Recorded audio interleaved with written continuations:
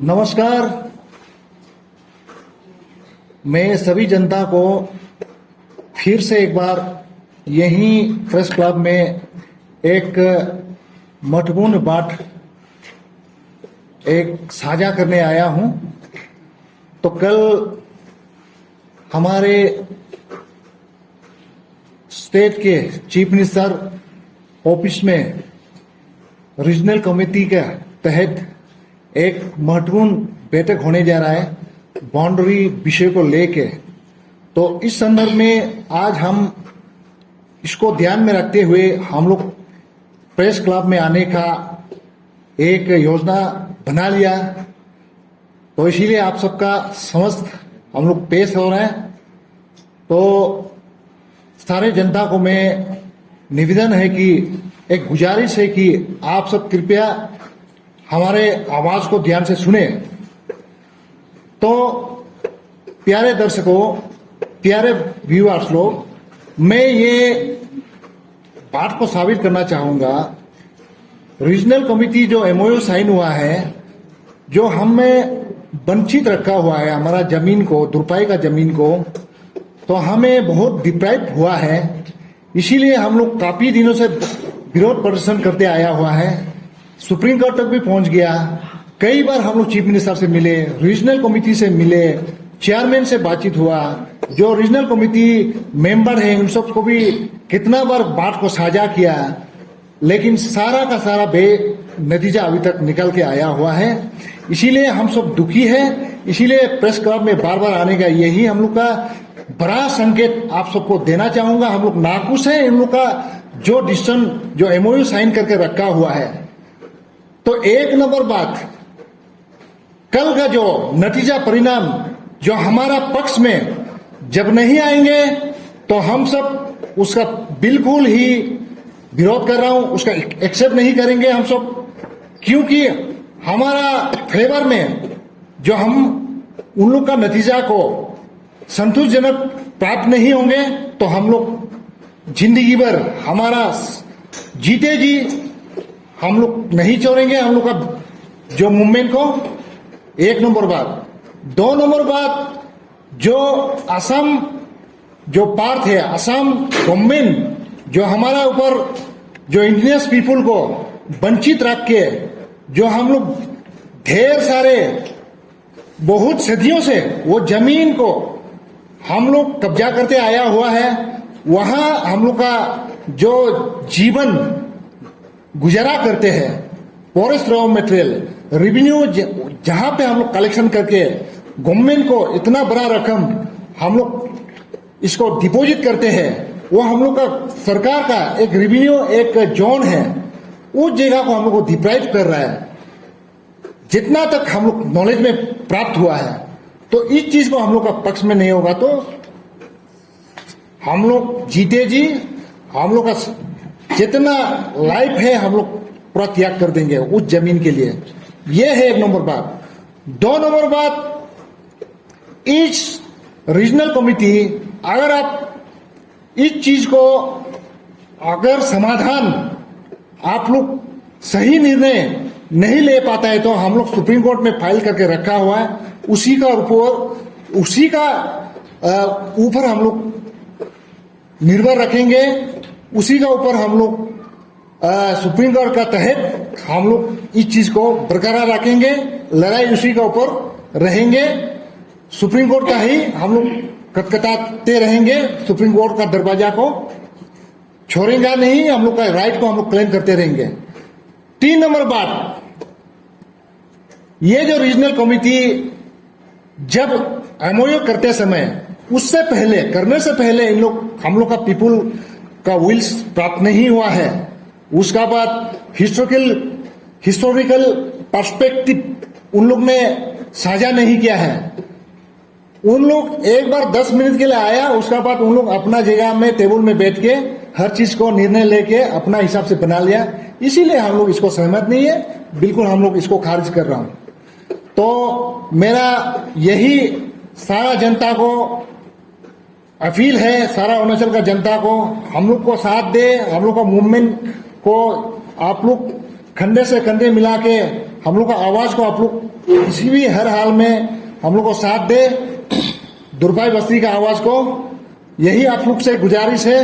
और मैं आगे का और बातचीत को विवरण से देने के लिए मेरा सेक्रेटरी साहब श्री रेगे भाई को इजाजत देना चाहूंगा। Thank you. सभी को प्रणाम। मेरा नाम है रेगी बुई और मैं दुर्फाई के लोअर सियांग लास्ट गांव में पड़ता है। दुर्फाई के general secretary farmer local development demand committee. जैसे ही मेरे ये प्रेसिडेंट बॉर्डर एरिया हमारा बॉर्डर कमेटी का प्रेसिडेंट जो रवि खन्ना जो बैठाया है, उस भी विषय में मैं भी एक दो शब्द में भी रखना चाहूंगा।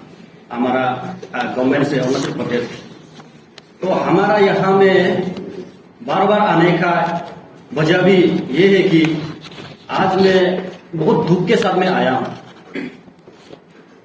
दुर्फाई अभी ऐसा स्थिति में है, ऐसा सिचुएशन में है कि एक माँ ने जन्म दिया बेटा को, 2 महीना में छोड़ के उन्होंने मर गया।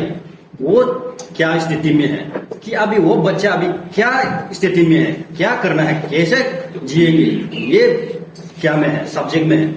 तो मैं सबसे पहले बाउंड्री विषय में मैं ये एमओयू में आना चाहूंगा कि जब एमओयू बनवाया गया था तो इस विषय में एमओयू बनाते समय में मतलब हमारा दुर्फाई को कुछ भी दुर्फाई का कंसर्न नहीं लिया गया, मतलब गांव का कंसर्न नहीं लिया गया। ये चीज में कि वो लोग हाई लेवल खुद आता है, खुद मनमर्जी से काम करते चला जाता है, कर करके आज हमारा जगह को असम का तरफ से प्रपोजल है कि मतलब लूफिंग करना है 60 स्क्वायर किलोमीटर, मतलब दुर्फाई को एक चिड़ियाखाना बना दिया हमारा गांव को।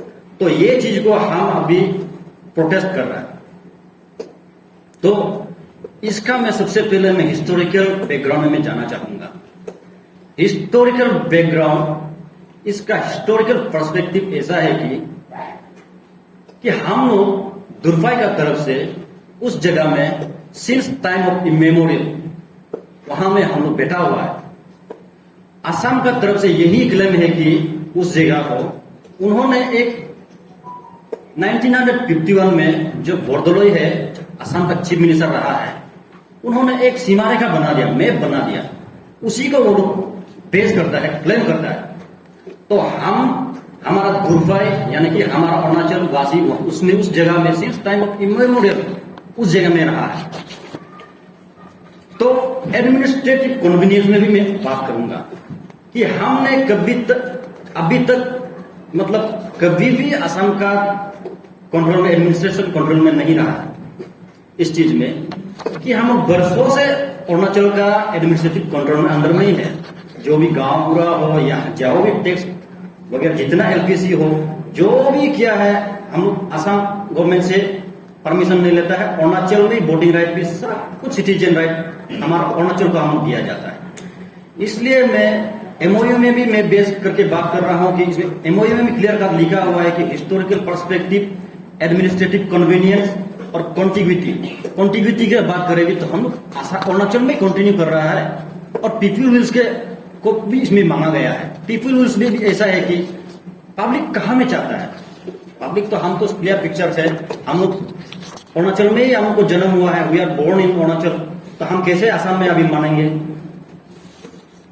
तो मैं आज इस मीडिया के थ्रू हमारा गवर्नमेंट ऑफ अरुणाचल यानी कि सीएम पेमा खांडू गवर्नमेंट को जो कल 26 में सेक्रेटेरिएट में मीटिंग बनने जा रहा है कि कुछ रीजनल कमेटी के साथ में, तो मैं इसलिए आज मैं आया हूं कि दुर्फाई का केस ऐसा है कि अभी हम लोग बहुत धरना प्रदर्शन किया। देखिए, मैं दुर्फाई को लेकर के, दुर्फाई का ऐसा है कि उस जगह में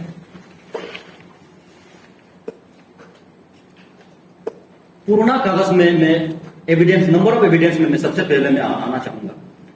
नंबर ऑफ एविडेंस जो कि हम लोग हिस्ट्री में हम लोग पढ़ते रहता है कि पोसा सिस्टम, पोसा सिस्टम जो 1940, 41, 42 उस समय से हम लोग उस जगह को हम लोग गवर्नमेंट ऑफ इंडिया को, यानी कि उस समय में तो नेफा था, उस समय से हम लोग अरुणाचल का अंदर में है कि टैक्स दिया वाला पोसा सिस्टम अभी तक हमारे पास रिकॉर्ड है। नंबर 1। नंबर 2 एविडेंस में है कि हमारा एरिया में एक समय ऐसा माजुली एरिया में फ्लड आ गया था। उस समय हमारा चीफ सेक्रेटरी तबोंग बाम था। 2005 का बात है ये। तब असम का तरफ से उस जगह में पूरा फ्लड आ गया कि वहां में रहने का जगह नहीं है। माजुली गिलामोरा डेगवाखाना जगह में, तो उस जगह का बिल्कुल रहने का जगह नहीं कि हमारा जगह में आ गया। तो उस जगह समय में हमारा चीफ सेक्रेटरी ने क्लियर पिक्चर से government of Assam, home minister लोग को चिट्ठी लिखा वाला, वो नंबर 2 में है।